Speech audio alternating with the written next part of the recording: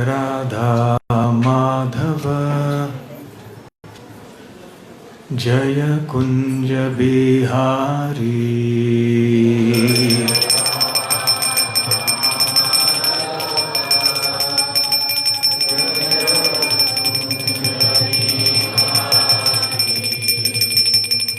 जय राधा माधव जय कुंज बिहारी।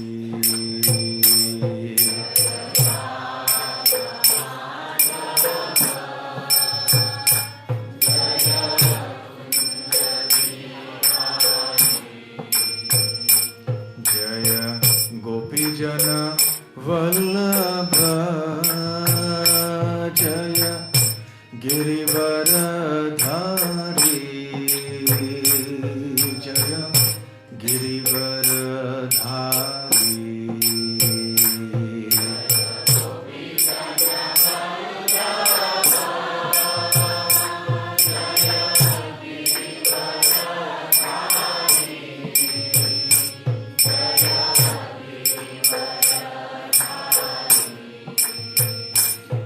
जय गोपीजन वल्लभ जय गिरिवरधारी। जय गिरिवरधारी।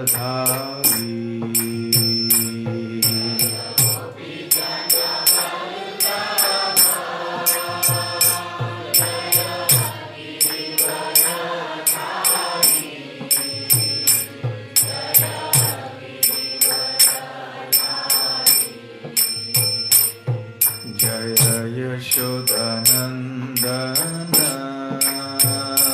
जय ब्रज जनरंजन।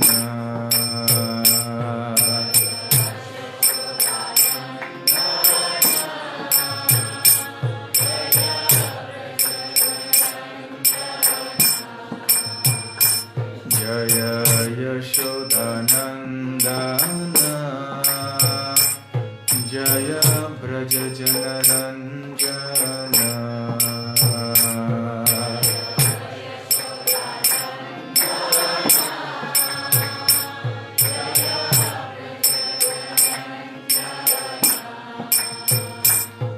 जय यमुना तीरवनचारी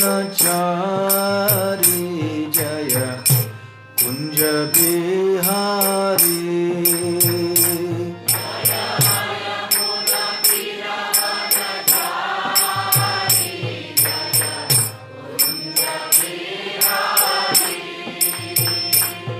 जय यमुना तीरवनचारी जय कुंज बिहारी।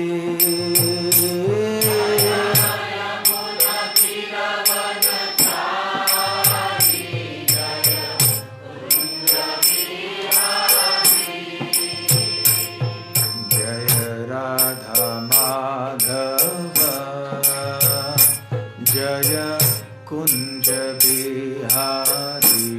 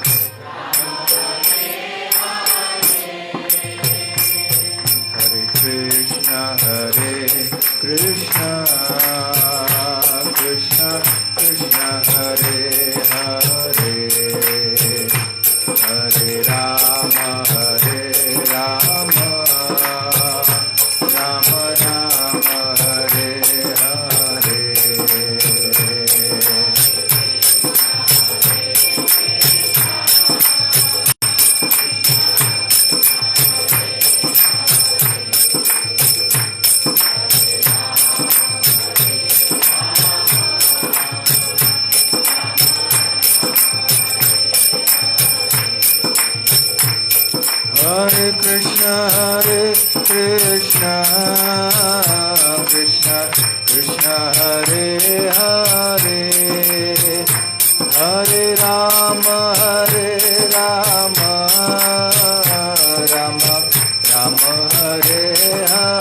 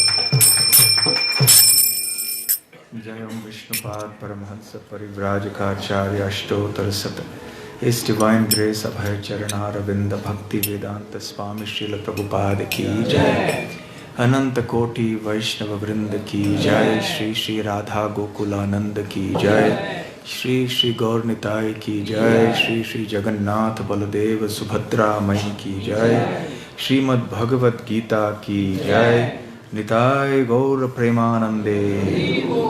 समवेत भक्त वृंद की जय, समवेत भक्त वृंद की जय, समवेत भक्त वृंद की जय, श्री श्री गुरु गौरांग की जय। अच्छा मृदंग बजाए, मृदंग अच्छा बजाए, बढ़िया।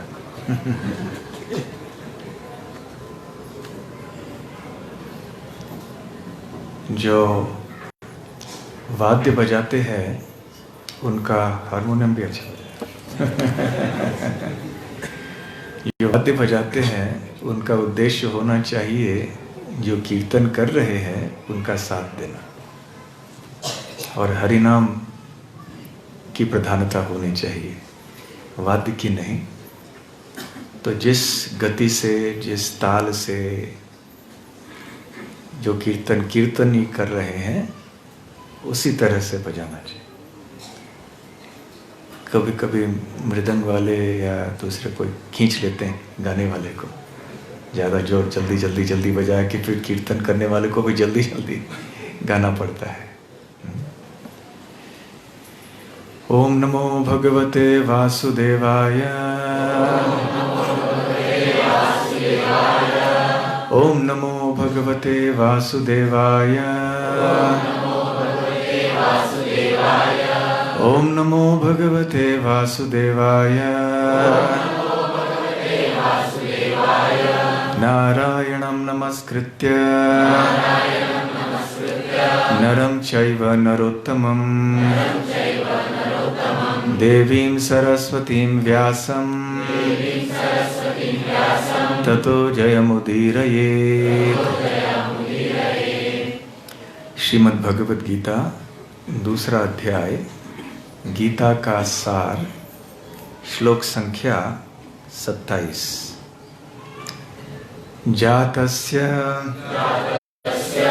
हि ध्रुवः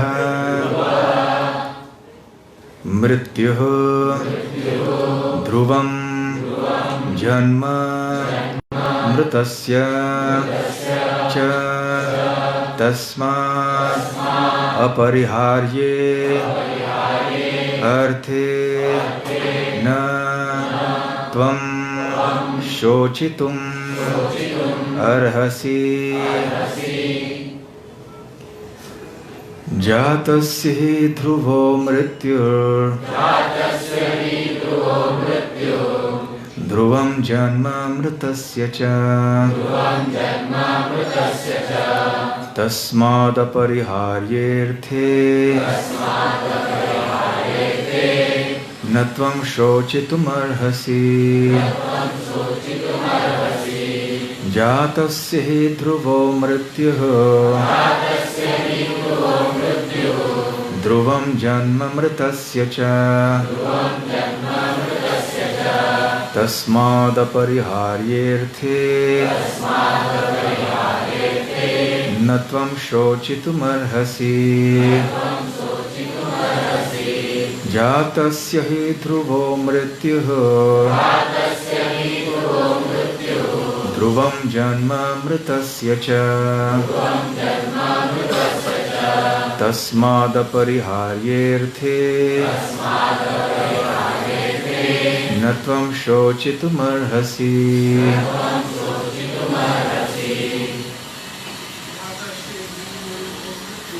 जातस्य हि ध्रुवो मृत्युः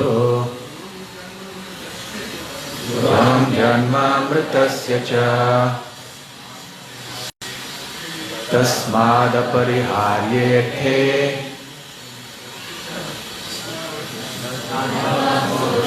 अर्हसि।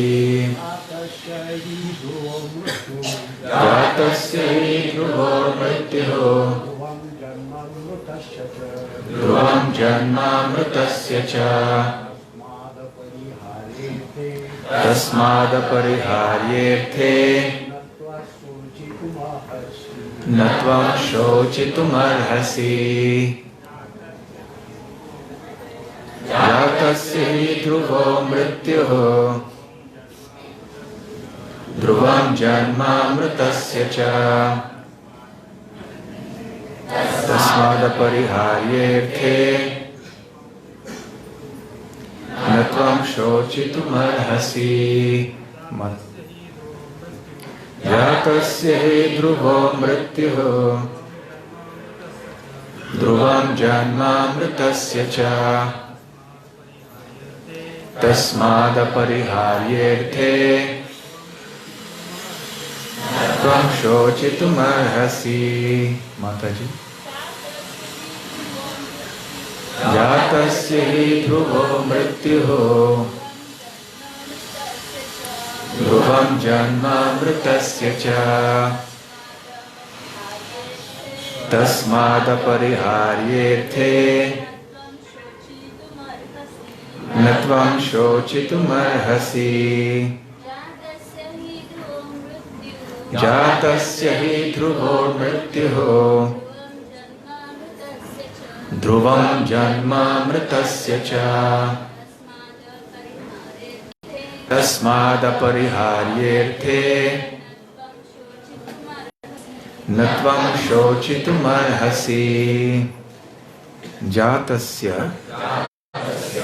जन्म लेने वाले की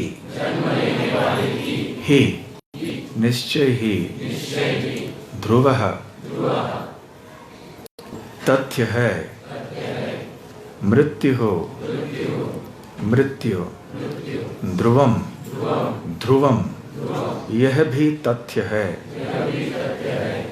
जन्म जन्म मृतस्य मृत प्राणी का च भी तस्मात् अतः अपरिहार्ये जिससे बचा न जा सके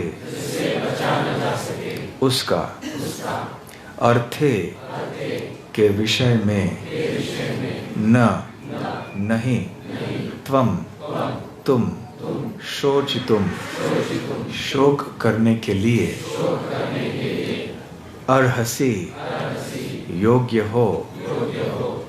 अनुवाद और तात्पर्य श्रील प्रभुपाद द्वारा। अनुवाद। जिसने जन्म लिया है उसकी मृत्यु निश्चित है और मृत्यु के पश्चात पुनर्जन्म भी निश्चित है। अतः अपने अपरिहार्य कर्तव्य पालन में तुम्हें शोक नहीं करना चाहिए। तात्पर्य। मनुष्य को अपने कर्मों के अनुसार जन्म ग्रहण करना पड़ता है और एक कर्म अवधि समाप्त होने पर उसे मरना होता है जिससे वह दूसरा जन्म ले सके। इस प्रकार मुक्ति प्राप्त किए बिना ही जन्म मृत्यु का यह चक्र चलता रहता है। जन्म मरण के इस चक्र से वृथा हत्या, वध तथा युद्ध का समर्थन नहीं होता, किंतु मानव समाज में शांति तथा व्यवस्था बनाए रखने के लिए हिंसा तथा युद्ध अपरिहार्य है। कुरुक्षेत्र का युद्ध भगवान की इच्छा होने के कारण अपरिहार्य था और सत्य के लिए युद्ध करना क्षत्रिय का धर्म है। अतः अपने कर्तव्य का पालन करते हुए वह स्वजनों की मृत्यु से भयभीत या शोकाकुल क्यों था? वह विधि कानून को भंग नहीं करना चाहता था, क्योंकि ऐसा करने पर उसे उन पाप कर्मों के फल भोगने पड़ेंगे जिससे वह अत्यंत भयभीत था। अपने कर्तव्य का पालन करते हुए वह स्वजनों की मृत्यु को रोक नहीं सकता था और यदि वह अनुचित कर्तव्य पथ का चुनाव करे तो उसे नीचे गिरना होगा। अनुवाद को दोहराइए। जिसने जन्म लिया है उसकी मृत्यु निश्चित है और मृत्यु के पश्चात पुनर्जन्म भी निश्चित है। अतः अपने अपरिहार्य कर्तव्य पालन में तुम्हें शोक नहीं करना चाहिए। ओम अज्ञान तिमिरांधस्य ज्ञानांजनशलाकया चक्षुरुन्मीलितं येन तस्मै श्री गुरवे नमः। श्री चैतन्य मनोभीष्टं स्थापितं येन भूतले स्वयं रूप कदा मह्यं ददाति स्वपदान्तिकं। वन्देऽहं श्रीगुरो श्रीयुतपदकमलं श्रीगुरुं वैष्णवांश्च श्रीरूपं साग्रजातं सहगण रघुनाथान्वितं तं सजीवं साद्वैतं सावधूतं परिजनसहितं कृष्ण चैतन्य देवं श्रीराधा कृष्णपादां सहगण ललिता श्रीविशाखान्वितांश्च। नमो ओं विष्णुपादाय कृष्णप्रेष्ठाय भूतले श्रीमते भक्तिवेदांत स्वामिन्निति नामिने। नमस्ते सारस्वते देवे गौरवाणी प्रचारिणे निर्विशेष शून्यवादी पाश्चात्य देशतारिणे। वाञ्छाकल्पतरुभ्यश्च कृपा सिन्धुभ्य एव च पतितानां पावनेभ्यो वैष्णवेभ्यो नमो नमः। जय श्री कृष्ण चैतन्य प्रभु नित्यानंद श्री अद्वैत गदाधर शिवासादि गौर भक्त वृंद। हरे कृष्णा कृष्णा कृष्णा हरे हरे, हरे राम राम राम हरे हरे। हरे कृष्णा। आप में से कितने भक्त कभी कभी चिंता करते हैं? हाथ ऊपर कीजिए। तो जिन्होंने हाथ ऊपर नहीं किया है इसका मतलब है कि आप कभी कभी नहीं हर समय चिंता करते हैं।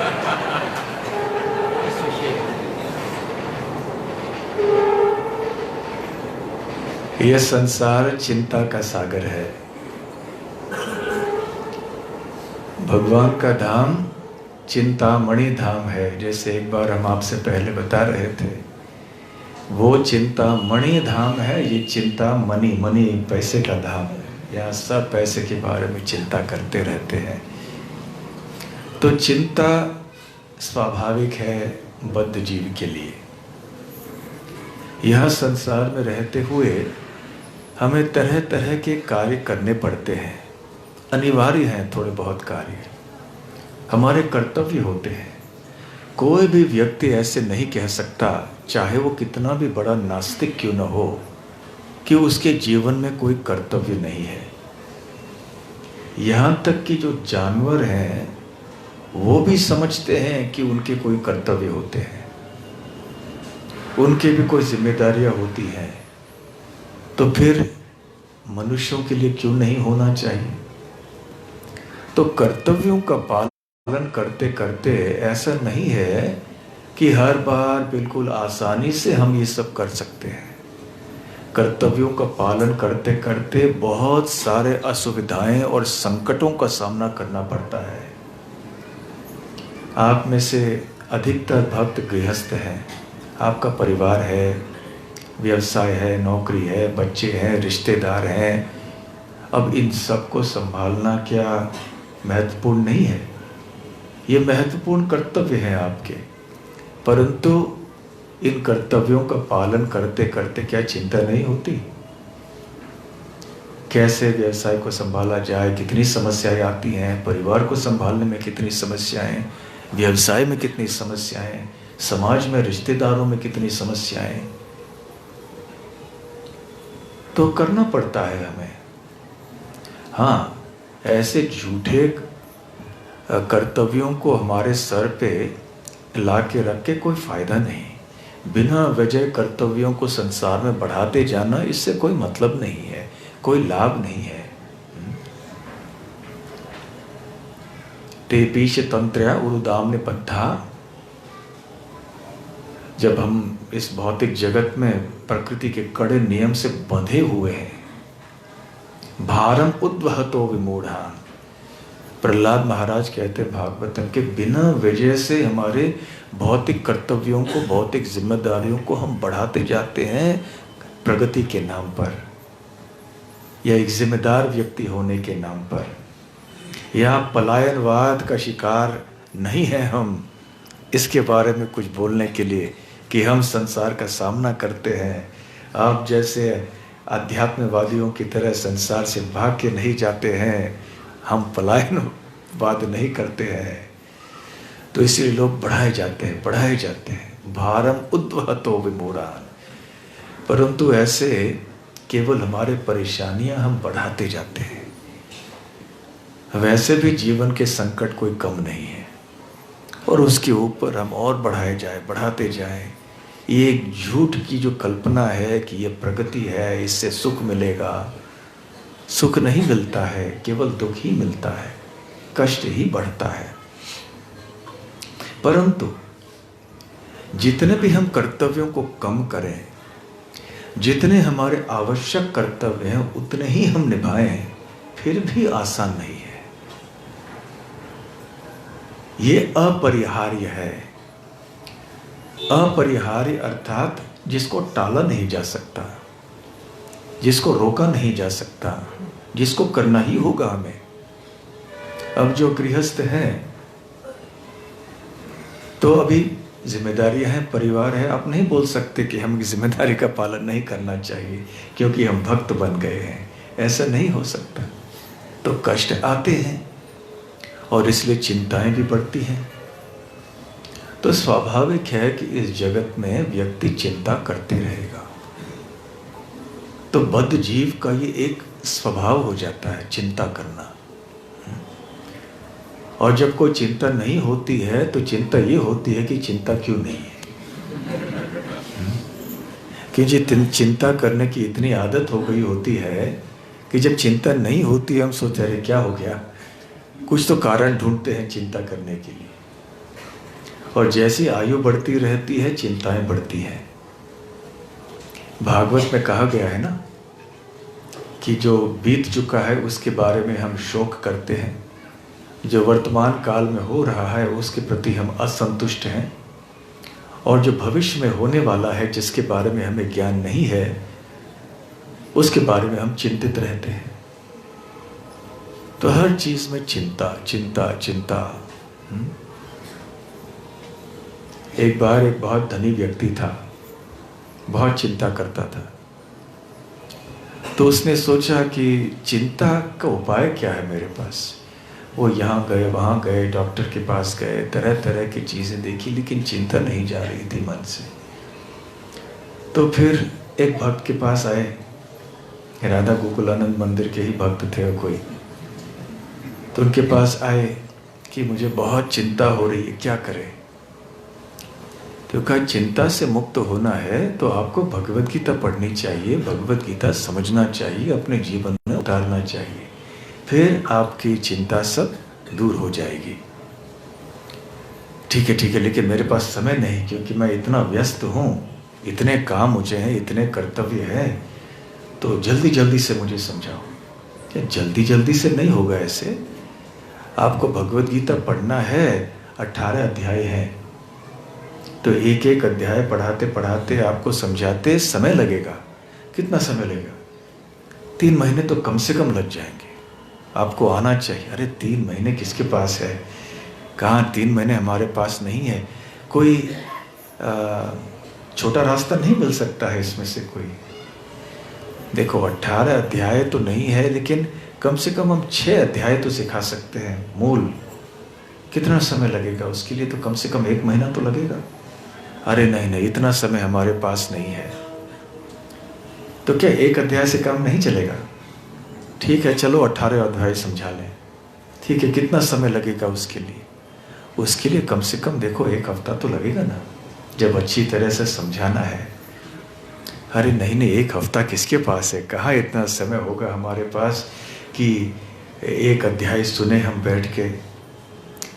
अरे तो फिर चलो कम से कम 1 श्लोक तो सुनो। ये सर्वधर्मान परित्यज्य माम एकम शरणम व्रज अहं त्वाम सर्व पापेभ्यो मोक्षयिष्यामि मा शुचः। भगवान श्री कृष्ण कहते हैं समस्त धर्मों को त्याग दो, केवल मेरे शरण को ग्रहण करो, मैं तुम्हें सारे पापों से मुक्त करूंगा, डरो नहीं, मा शुचः। तो ये श्लोक भी बहुत महत्वपूर्ण है। तो ठीक है, ये 1 श्लोक समझाने के लिए कितना समय लगेगा आपको? 1 दिन लगा? 1 दिन? ठीक है, चलो 1 घंटे में समझाएंगे आपको। चलो, अरे 1 घंटा 1 शब्द नहीं समझा सकते। बोले ठीक है, माँ शुचः, डरो नहीं। चलो इतना ही है भगवत गीता का सार, अभी चिंता नहीं करो। अभी केवल चिंता नहीं करो इतना कहना था, तो वो सब लोग कह चुके हैं मुझे। बोला तो ये तो बात है, केवल आपको चिंता से मुक्त होना है, लेकिन भगवत गीता सुनने के लिए, पढ़ने के लिए तैयार नहीं है, समय नहीं देंगे, तो फिर कैसे होगा? तो फिर वो मान गए। तो कभी कभी जब किसी रोगी को जब रोग होता है ना, उसका उपाय वो लेने के लिए तैयार नहीं होता है, तो क्या किया जाए? हमेशा हम छोटे रास्ते कोई ढूंढते हैं, जल्दी से जल्दी कोई उपाय निकले और रोग से मुक्त हो जाए, परंतु ऐसे नहीं होता है। जो उपाय होता है प्रकृति के नियमों के अनुसार, उसको समय लगता है। एकदम से कोई चीज चाहिए तो नहीं हो सकता है। तो किसी व्यक्ति को, जैसे वो आदमी था, उसे चिंता से मुक्त होना था, तो इसी आध्यात्मिक रास्ते पे आना चाहिए। जब वो भक्ति करेगा, भगवत गीता का सार समझेगा, तब माँ शुचः, फिर ये सार्थक हो जाएगा उसके जीवन में। उसके मन से जो भय है, चिंता है, वो सब चले जाएगा। फिर वो व्यक्ति तैयार हो गया और फिर राधा गोकुलानंद मंदिर में आते रहा। पता नहीं वो यहाँ है कि नहीं है अभी। नहीं, ऐसे मजाक कर रहा था, ऐसे कहानी बता रहा था। लेकिन इसमें सीखने लायक चीज क्या है कि चिंता का उपाय चिंता नहीं है, समस्याओं का उपाय चिंता नहीं है। समस्याएं सबके जीवन में आएंगी। हाथ के ऊपर हाथ रख के, या ठीक है आलसी नहीं भी रहे लेकिन क्रियाशील रहे, चलो ये उपाय ढूंढेंगे वो उपाय ढूंढेंगे, भाग दौड़ करके केवल समस्याओं का समाधान नहीं हो सकता है। हाँ, हमारे दैनिक जीवन में, व्यवहारिक जीवन में क्रियाशील तो होना है समस्याओं का हल निकालने के लिए। ऐसे ही बैठे रहेंगे तो कुछ भी नहीं होगा। फिर भी केवल इन कार्यों से समाधान नहीं होगा। जब तक हम आध्यात्मिक चेतना का आश्रय नहीं ग्रहण करेंगे तब तक चिंता से मुक्त हम नहीं हो पाएंगे।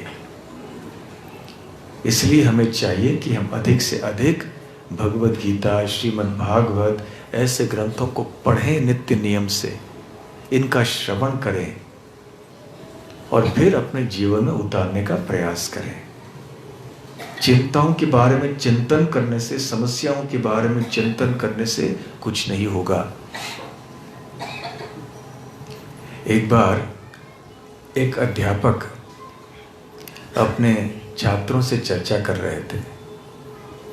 12वीं की परीक्षा आने वाली थी और सारे विद्यार्थी बहुत ही चिंतित थे। आजकल के ज़माने में वो चिंतित नहीं रहते, माता पिता ज़्यादा चिंतित हैं, बच्चे तो यहाँ वहाँ घूमते रहते हैं। तो खैर, तो बच्चे बहुत चिंतित थे, बहुत तनाव में थे। तो अध्यापक ने देखा कि सारे विद्यार्थी इतने चिंतित हैं, इतने तनाव में हैं, तो क्या करना चाहिए। तो उन्होंने एक बार उनको बुलाया और कहा कि देखो, ये है एक पात्र है, इसमें क्या है, इसमें जल है, तो इसका वजन कितना है। तो किसी ने कहा, अच्छा आपसे ही पूछूंगा, ये इसका वजन क्या हो सकता है, 200 ग्राम, 300 ग्राम, जो भी हो। अभी मैं इसको पकड़ रहा हूं तो कुछ हो रहा है, नहीं हो रहा है। यदि मैंने इसको अभी 2 मिनट पकड़ा, फिर क्या होगा, वजन लगने लगेगा ना। 5 मिनट पकड़ के रखा, ज़्यादा वजन लगने लगेगा। 10 मिनट, आधा घंटा, फिर क्या होगा, फिर दर्द शुरू होगा, फिर हाथ में दर्द होगा। 1 घंटा, 2 घंटे बस पकड़ के रहे, फिर क्या होगा, हाथ सुन्न हो जाएगा, फिर कुछ कर ही नहीं पाएंगे, फिर ये गिर भी जाएगा हाथ से। तो ऐसे अध्यापक ने छात्रों को बताया। तो छात्र सोच रहे थे इसका क्या मतलब है, तात्पर्य क्या है इसका। तो उन्होंने कहा, देखो इसका क्या वजन बढ़ा, जब मैंने इस ग्लास को उठाया, जितना वजन पहले था बाद में भी उतना ही वजन रहा उसका। ऐसा नहीं कि जैसे मैं उसको हाथ में पकड़ रहा था कि उसका वजन बढ़ते रहा, बढ़ते तो बढ़ नहीं गया ना उसका। पानी जितना पहले था उतना ही था, लेकिन मुझे भारी क्यों लगने लगा पहले, बाद में। पहले जब पकड़ा तो भारी नहीं लग रहा था, लेकिन जैसे पकड़ता रहा फिर भारी लगने लगा, और आधे घंटे बाद तो इतना भारी लगने लगा कि हाथ ही सुन्न हो गया और दर्द करने लगा बहुत सा। तो ऐसे क्यों, जब वजन उतना ही है, वजन नहीं बढ़ा, तो दर्द क्यों बढ़ा और बाद में वो हाथ सुन्न क्यों हो गया। क्या उत्तर है इसका, हाँ, थकाव। जैसे जैसे हम किसी चीज को पकड़ के रखते हैं, भले वो ऐसे प्रतीत होता है कि इसका वजन बढ़ते जा रहा है, हालांकि बढ़ा हुआ नहीं है, लेकिन हमें लगता है कि अरे कितना भारी हो गया, पकड़ा नहीं जा रहा है, छोड़ दो इसको। उसी तरह से हमारे जीवन में समस्याएं आती हैं, थोड़ी चिंता करते हैं, वो चिंता उस समय रहती है, ज़्यादा भारी नहीं होती, इतना वजन नहीं होता है उस चिंता का। कोई छोटी मोटी समस्या होती है, इसने हमसे ये बोल दिया, उसने ये कर दिया, इसने ऐसा हो गया।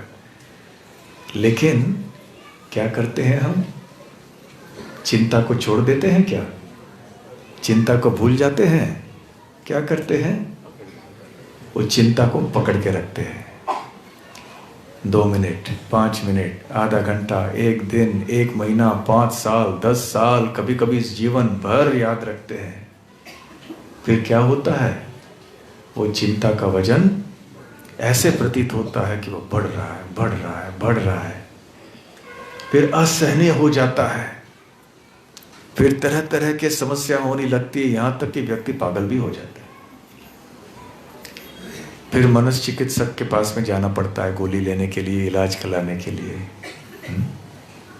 उदास हो जाते हैं, चिंतित हो जाते हैं। क्यों? क्योंकि हम इन चिंताओं को पकड़ के रख रहे हैं हमारे मन में, छोड़ नहीं रहे हैं। क्यों हम पकड़ के रख रहे हैं? क्यों नहीं छोड़ रहे हैं इन चिंताओं को? क्योंकि हमारी शारीरिक भावना, इस संसार से हमारा जो संबंध है उसके प्रति बहुत गहरा लगाव है। क्योंकि हम अपने आप को कर्ता समझ रहे हैं और हमारे शरीर को ही स्वयं हम मान रहे हैं। आत्मा है हम, और हम भगवान श्री कृष्ण के अंश हैं। भगवान श्री कृष्ण ही परम नियंता हैं।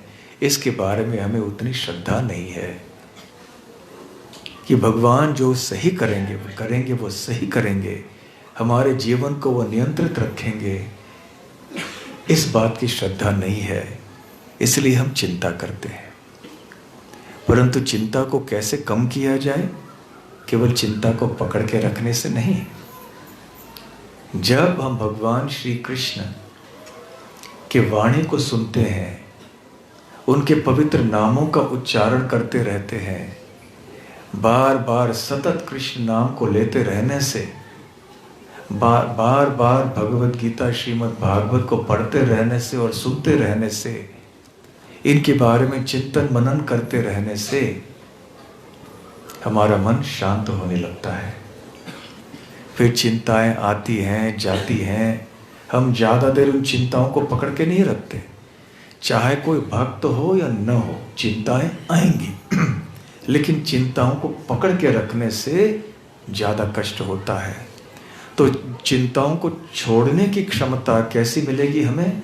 जब हम ज़्यादा हरि नाम का आश्रय लेंगे, जब हम समय समय पर प्रतिदिन जितना हो सके गीता भागवत का पठन करेंगे, पढ़ेंगे, सुनेंगे,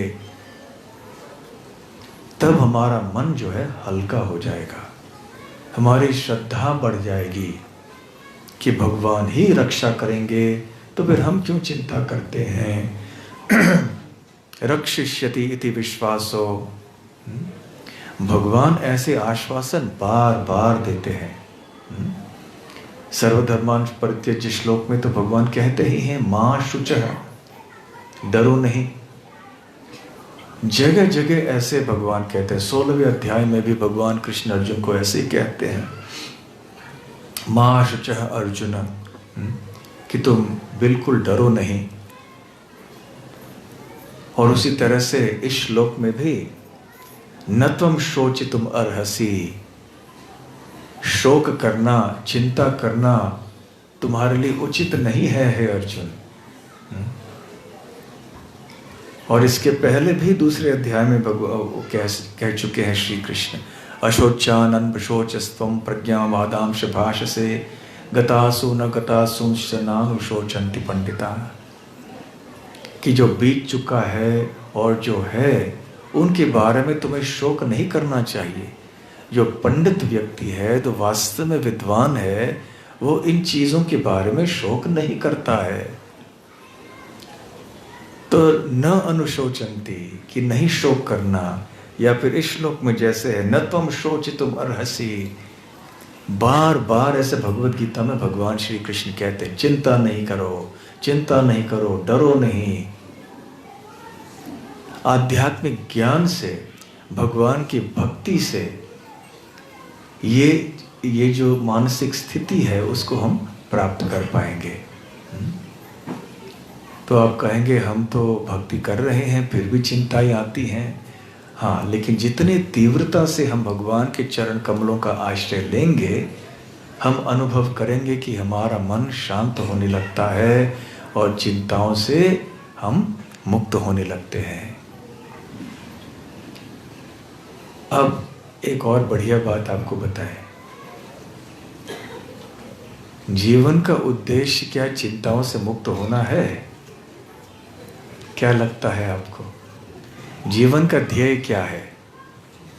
चिंताओं से मुक्त होना, क्या ये जीवन का ध्येय है या नहीं? आप में से कितने भक्त मानते हैं कि जीवन का ध्येय चिंताओं से मुक्त होना है? हाथ ऊपर कीजिए। ठीक है। कितने भक्त मानते हैं कि नहीं, जीवन का उद्देश्य चिंताओं से मुक्त होना नहीं है? बहुत सारे भक्तों ने हाथ ही नहीं उठाया।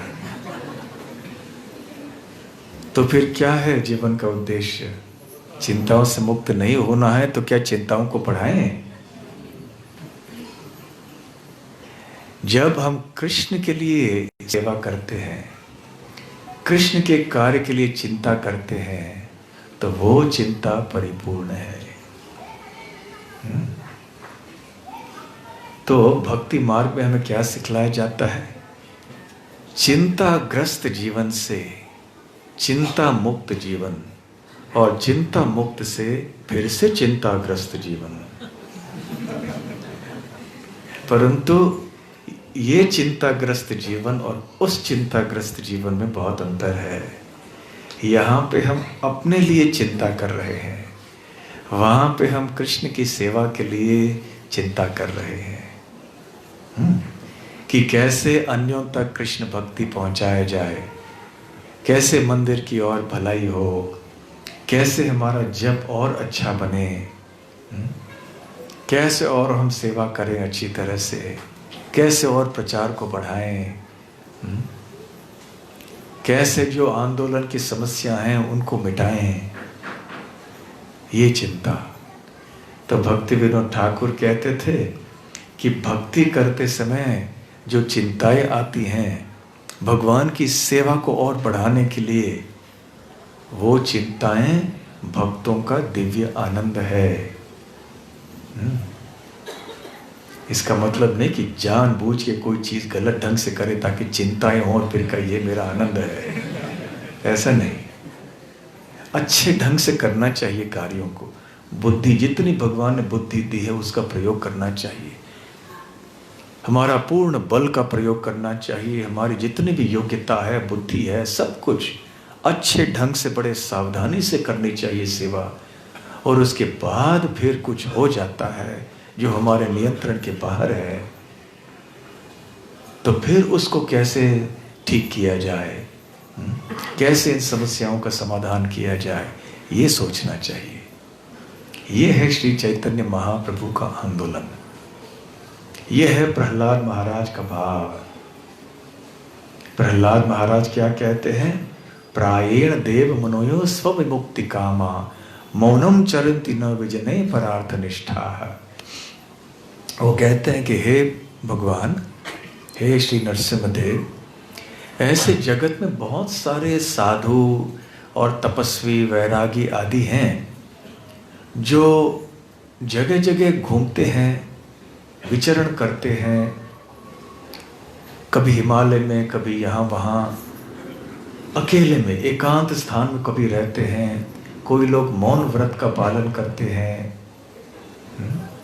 क्यों करते हैं?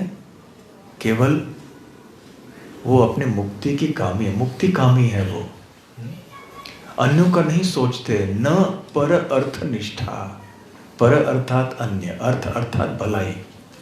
तो अन्यों की भलाई कैसी हो इसका विचार नहीं करते हैं, बस अपनी मुक्ति हो जाए, हम चिंता से मुक्त हो जाएं, हम कष्ट से मुक्त हो जाएं, बस ये हमारा उद्देश्य है, ऐसा मानते हैं।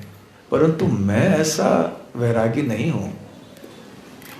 मैं शोक करता हूँ, शोचे ततो विमुख चेतस इंद्रियार्थ। मैं उन लोगों के लिए शोक करता हूँ, चिंता करता हूँ जो कि भक्ति में नहीं है, जो आपके विमुख हो गए हैं।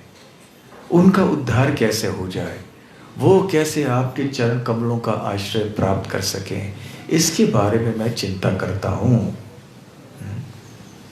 प्रभुपाद जी कहा करते थे कि जो हिमालय में बैठने वाले योगी होते हैं उनको कभी सर दर्द वगैरह नहीं होता है। लेकिन प्रभुपाद कहते थे मुझे कितने सरदर्द है, क्योंकि उन्होंने आंदोलन शुरू किया था, ये संस्था स्थापित की थी, सारे सब नए नए तरुण तरुणियाँ थी वहाँ पे, और वो भी विदेशों में, जिनको कोई संस्कृति नहीं थी पहले, अब ये भक्त बने। अब तरह तरह की समस्याएं आई। जो लोग भक्त बने उनके रिश्तेदार उनको पागल समझने लगे। कभी कभी मानसिक रोग के चिकित्सकों को बुलाने लगे, उनको बंद कर दे लगे। कभी पुलिस आते थे, उनको रोकते थे। कभी सरकार से कुछ विघ्न आते थे। कभी कभी भक्तों के बीच में कुछ हो जाता था। कभी आर्थिक समस्या हो जाती थी। कितने सारे समस्याएं। कितने कम समय में प्रभुपाद जी ने आंदोलन को इतना ज़्यादा बढ़ाया। और फिर भी याद रखिए, प्रभुपाद जी को पुस्तकों का वितरण करना था, उनका अनुवाद करना था, भाषांतर, तात्पर्य आदि लिखते थे। रात को 12 बजे उठ के वो लिखना शुरू करते थे, क्योंकि दिन में समय ही नहीं मिलता था। कहाँ आज यहाँ दुनिया के इस कोने में, कल दुनिया के उस कोने में, यहाँ वहाँ प्रवचन दे रहे हैं, लोगों से मिल रहे हैं, तो लिखने का समय कब। फिर भी उन्होंने इतने सारे ग्रंथों की रचना की। और कितनी सारी समस्याएं। तो भक्ति का मतलब केवल ये नहीं है कि हम अपने मन के शांति के लिए कोई काम करें। एक बार एक व्यक्ति, नए व्यक्ति आए थे मंदिर में। हम एक भक्त के साथ बात कर रहे थे, तो उनसे बात करने लगे। तो फिर वो व्यक्ति ने कहा, यहाँ आके कितने मन की शांति होती है। भक्ति में आगे बढ़िए, मन की शांति भंग हो जाएगी, फिर आपको अन्यों के शांति में। ऐसा मत बोलो भाई, नया आदमी है, पहले तो निश्चिंत अवस्था को प्राप्त करने दो उसको। पहले ये दिव्य आनंद को अनुभव करने दो, समझने दो कि भक्ति क्या है। पहले से ही बताओगे कि भगवान के लिए चिंता ले लो, तो फिर कौन आएगा भक्ति में। तो पहले जब हम आते हैं, अवश्य ये हम सुनते हैं कि चिंता से हम मुक्त होते हैं, परंतु याद रखिए, भक्ति में जितना हम आगे बढ़ेंगे चिंताएं अवश्य होंगी, परंतु अंदर, जैसे कि भक्ति विनोद ठाकुर ने बताया है, एक रस का आस्वादन भी होगा, एक दिव्य आनंद का अनुभव भी होगा अवश्य हमें। जितना हम भगवान के शरण में ज्यादा तीव्रता से जाएंगे, इसका अनुभव हम कर पाएंगे। और भगवान के ऊपर पूरी तरह से निर्भर होने के कारण हम जानेंगे कि चिंता तो है, हम प्रयास तो कर रहे हैं, अंततः हम भगवान के ऊपर निर्भर हैं। तो 3 अवस्थाएं हैं। पहली अवस्था कौन सी है? चिंता ग्रस्त अवस्था, जिसमें हम भगवत विहीन रहते हैं, भगवान की चेतना में नहीं रहते हैं, भक्ति का कुछ ज्ञान नहीं, भगवान का कुछ ज्ञान नहीं, श्रद्धा नहीं है, केवल संसार में चित्त हमारा भ्रमण करते रहता है। और दूसरा, आगे आगे चल के जब हम ज्ञान हमें मिल जाता है, हम सोचते हैं ये सब अनावश्यक जो कार्य है उनको छोड़ दो, इनको छोड़ने से ही, ज्ञान प्राप्त करने से इतना सुख मिलता है, चिंता अपने आप चली जाती है। और फिर धीरे धीरे जैसे हम भक्ति की गहराई में आगे जाते हैं, वैसे वैसे हमें पता चलता है ये केवल मेरे विषय की बात नहीं है, केवल मेरे सुख के लिए, मेरे मन की शांति के लिए नहीं कार्य करना है। मुझे अब सोचना है अन्यों के बारे में। जो मुझे ये अनमोल धन मिला है भक्ति का, कैसे ये सब तक पहुंचाया जा सके। तो इस भाव का अनुशीलन हम सबको करना है। और ये हम जितने भी बड़े बड़े भगवान के भक्त हुए हैं, हम देखेंगे उनके जीवन में कितने चिंताएं थी। ब्रजवासियों के जीवन में देखिए, एक दिन भी शांति का जीवन नहीं था। एक दिन भी ऐसा नहीं था जबकि कोई असुर नहीं आया वृंदावन में कृष्ण को मारने के लिए। हंगामा करके चले जाता था असुर, और कृष्ण उसको आसानी से मार डालते थे। फिर जब मार डालते थे तो सारे ब्रजवासी केवल उस लीला का कथन करते थे, श्रवण कीर्तन करते थे, दिव्य आनंद का अनुभव करते थे। कृष्ण के बारे में इतनी चिंता होती थी उनको कि जगह जगह से एक स्थान से दूसरे स्थान में भ्रमण करते रहते थे। जब गोकुल में प्रकट हुए, मथुरा से गोकुल आए, फिर गोकुल में जब बाल लीलाएं की, शीघ्र ही वहां पूतना, शकटासुर इत्यादि आ रहे थे। इसलिए नंद महाराज ने अन्य ब्रजवासियों के साथ में विचार विमर्श करने के बाद ये ठीक समझा कि हम वृंदावन चले जाएंगे। तो गोकुल छोड़कर वो यमुना के तट पे उत्तर की दिशा में चले, फिर यमुना पार किया, फिर से दक्षिण की भाग में चलते चलते आए और वृंदावन में रहे। आज जहाँ वृंदावन नगरी है ना, नगर पालिका, वहाँ पर उस स्थान में आ गए।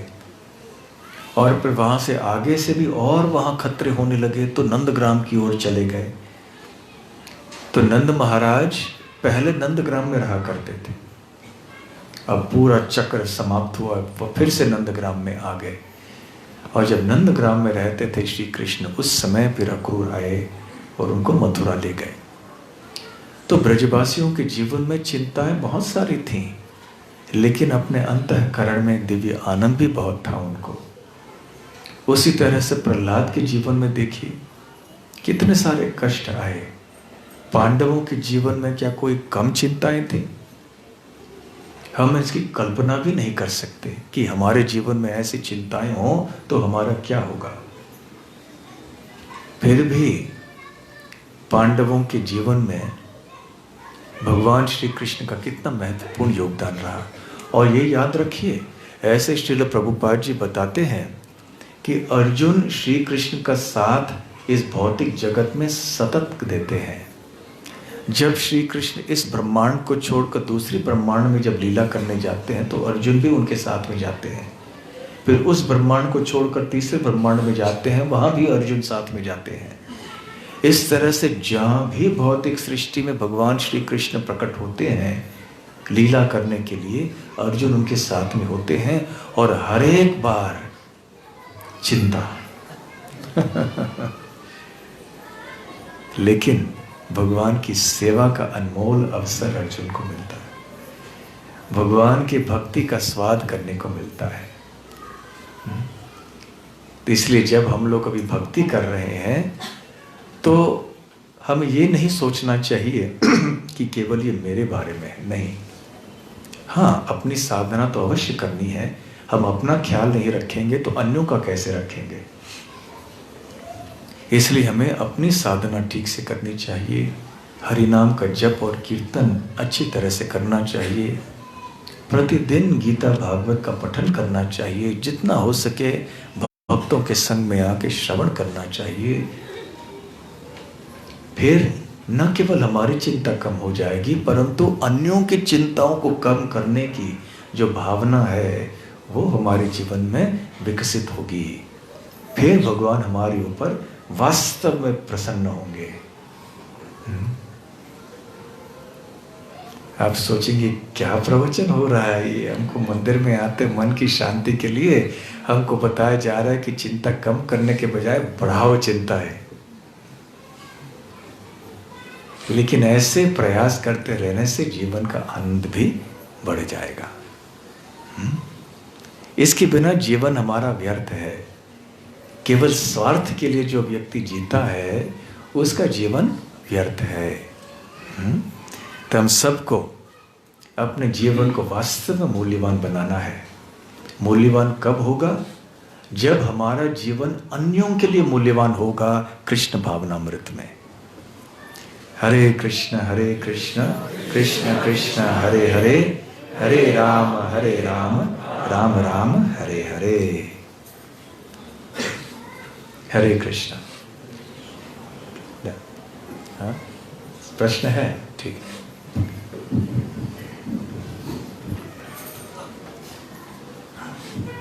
हरे कृष्ण। हरे कृष्ण। महाराज जी, एक शुद्ध भक्त या जो शुद्ध भक्त नहीं भी बना है, भक्ति के मार्ग में है, और अगर भगवान की कृपावश वो प्रयास करता है कि इस जगत में ज़्यादा से ज़्यादा लोग भक्ति मार्ग से जुड़े, और ऐसे वक्त में अगर उसे कुछ सफलता मिलती है या सफलता नहीं मिलती है तो उसे उस स्थिति में प्रसन्न रहना चाहिए या शोक करना चाहिए कि हाँ उसे असफलता मिली प्रचार में।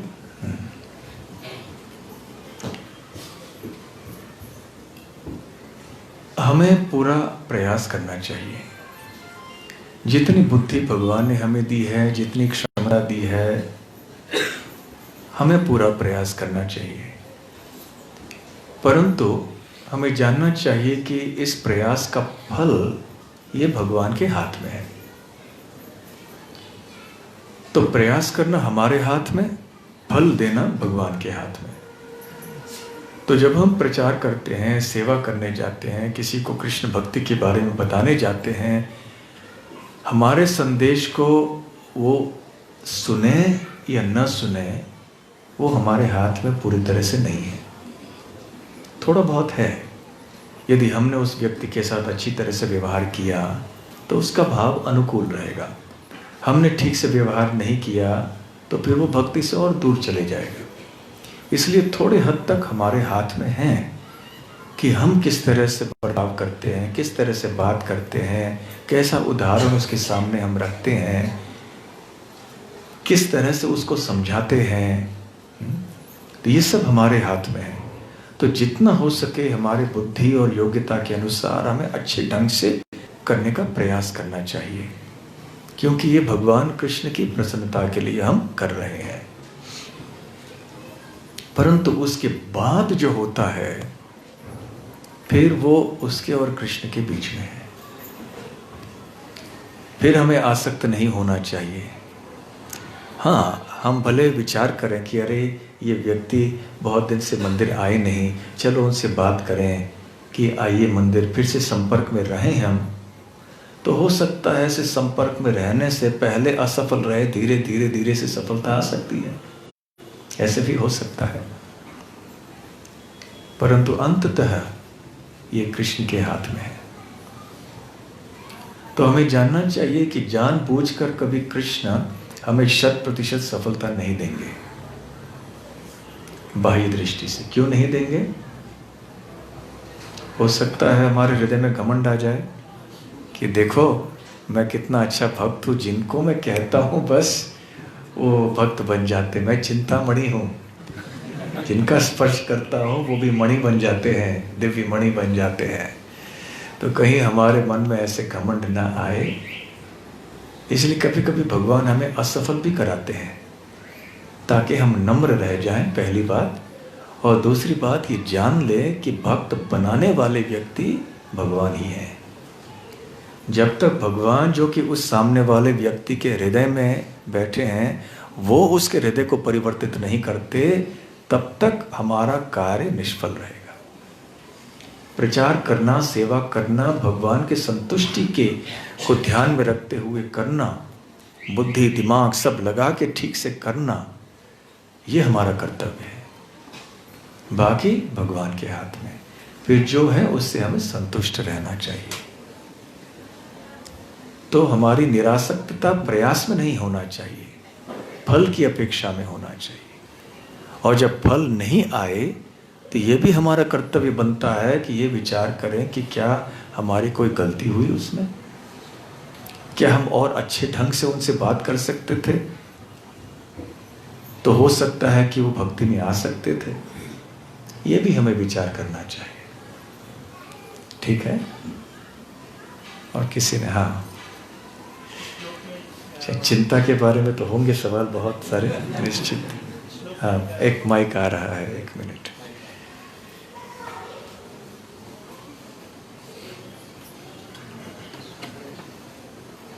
हरे कृष्ण महाराज। हरे कृष्ण। इस श्लोक में बताया गया है कि जो जन्म लेगा वो मृत्यु को प्राप्त होगा। तो मृत्यु को प्राप्त हो, जो मृत्यु को प्राप्त होगा उसे भी जन्म लेना पड़ता है।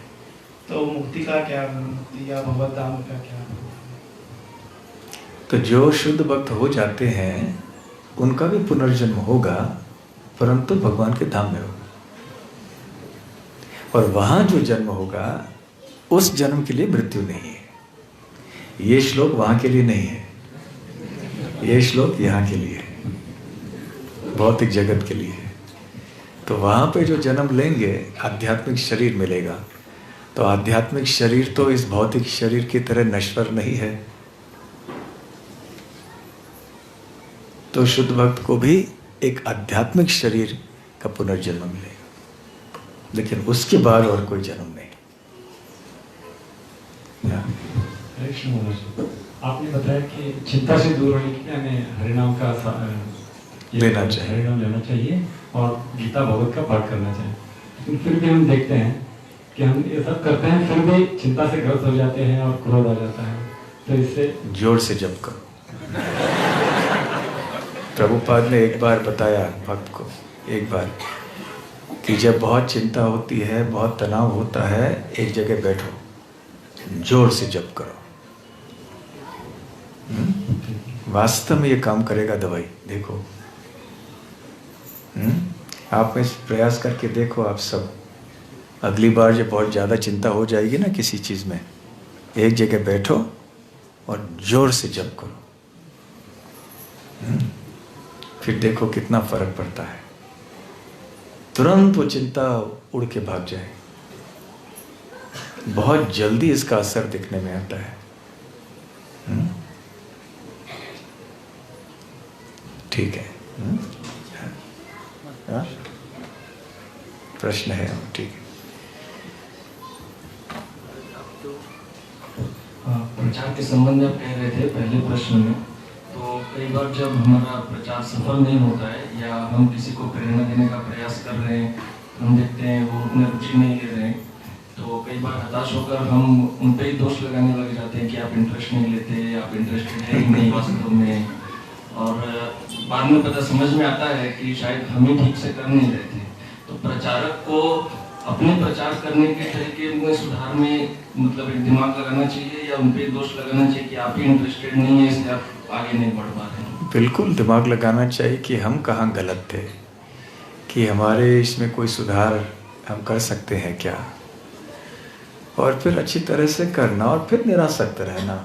ये समझना कि जितने भी हम बुद्धि लगाएं, सब कुछ करें, ख्याल से करें, सही बात करें, सब कुछ, फिर भी कोई निश्चितता नहीं है कि सामने वाला भक्त बन जाएगा।